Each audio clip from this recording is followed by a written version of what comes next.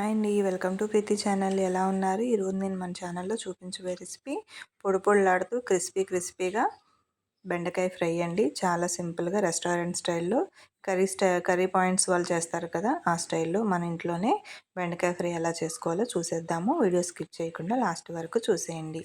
ముందుగా బెండకాయ ముక్కల్ని కొంచెం మీడియం సైజ్ కాకుండా కొంచెం సన్నగా ఇలా కట్ చేసుకోవాలి. చూడండి, ఈ స్టేజ్లో కట్ చేసుకొని పక్కన పెట్టుకుంటే కొంచెం బెండకాయ మీద ఉన్న చెమ్మ ఆరుతుంది ఒక 10 నిమిషాలు. నెక్స్ట్ స్టవ్ మీద కడాయిలో కాస్త ఆయిల్ ఫ్రై చేసుకోవడానికి సరిపడా తీసుకొని అందులో పల్లీలను కొంచెం నూనె బాగా వేగిన తర్వాత పల్లీలు వేస్తేనండి లోపల వరకు ఫ్రై అయ్యి మొత్తం అంతా కూడా క్రిస్పీగా పల్లీలు రెడీ అవుతాయి. చూడండి, ఇలా పల్లీలన్నీ కూడా కలర్ చేంజ్ అయ్యే వరకు ఫ్రై చేసుకోవాలి. పల్లి పచ్చిగా ఉంటే రుచి బాగోదు. ఎంత క్రిస్పీగా ఫ్రై అయితే అంత బాగుంటుంది టేస్ట్ అనేది.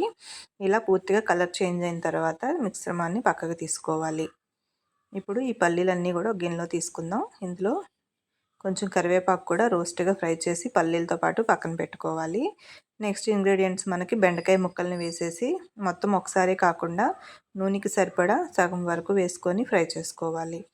బెండకాయ ముక్కలు వేయంగానే గరిటె పెట్టి కలపకుండా ఒక 2 నిమిషాల వరకు ఉంచేసి తర్వాత కలిపితే ఇలా ముక్క విడివిడిగా ఉంటుంది. మనం బెండకాయ ముక్కలు వేసిన వెంటనే కలిపేసామనుకోండి మెత్తగా అయిపోతుంది. చూసారు కదా, ఇలా బెండకాయ ముక్కలన్నిటినీ కూడా ఫ్రై చేసుకోవాలి. చిన్న మంట మీదే మనం ముక్కలు వేసిన ఒక 5 నిమిషాలకి ఇలా ఫ్రై అయిపోయింది. తీసేసుకొని రిమైనింగ్ బెండకాయ ముక్కల్ని కూడా ఈ విధంగా ఫ్రై చేసుకోవాలి. నెక్స్ట్ ముక్కలు తీసుకున్నాక అదే కడాయిలో ఆయిల్ 1 స్పూన్ యాడ్ చేసుకొని తాలింపు దినుసులు వేసుకొని కొంచెం కరివేపాకు, ఒక 2 పచ్చిమిర్చి చీలికల్లాగా చేసుకొని వేసుకోవాలి. ఇవన్నీ కూడా ఫ్రై అయిపోవాలండి. రోస్ట్గా ఫ్రై అయిన తర్వాత ఒక మీడియం సైజ్ ఉల్లిపాయని సన్నగా బద్దల కింద కట్ చేసుకోవాలి పొడుగ్గా. ఇప్పుడు ఈ ఉల్లిపాయ ముక్కల మిశ్రమాన్ని కూడా వేసేసి ఫ్రై చేసేసుకోవాలి. చూడండి, ఉల్లిపాయ అంతా కూడా క్రిస్పీగా కలర్ చేంజ్ అయింది కదా, ఇలా అయ్యే వరకు ఫ్రై చేసుకోవాలి. మూత పెట్టాల్సిన పని లేదండి. ఇలా ఫ్రై అయిన తర్వాత ముందుగా ఫ్రై చేసుకున్న బెండకాయ ముక్కల్ని పల్లీలను వేసేసి బాగా కలుపుకోవాలి. తాలింపు ఆనియన్ అంతా కూడా మిక్స్ అయ్యేటట్టు కలుపుకోవాలి. ఇప్పుడు రుచికి సరిపడా సాల్ట్ యాడ్ చేసుకోవాలి. సాల్ట్ యాడ్ చేసిన తర్వాత ఈ బెండకాయ ఫ్రై మిశ్రమంలో మన మెయిన్ ఇంగ్రీడియంట్ వచ్చేటప్పటికి వెల్లుల్లి కారం రెడీ చేసుకుందామండి. ఫ్రై అంతా కూడా ఇలా కలుపుకొని పక్కన పెట్టి చిన్న మంట మీద ఒక 4 వెల్లుల్లిని పచ్చ దంచుకొని అందులో ఒక 1/2 స్పూన్ కారం యాడ్ చేసుకొని చిటికెడంత పసుపు తీసుకొని మొత్తం మిశ్రమాలన్నీ కూడా ఇలాగా కలుపుకోవాలి. లేదంటే స్మాషర్తోనైనా సరే స్మాష్ చేసుకోవచ్చు. నేనైతే ఇట్లా చితక్కొట్టి చేశానండి. ఇప్పుడు ఈ మిశ్రమాన్ని కర్రీలో వేసేసుకుందాము.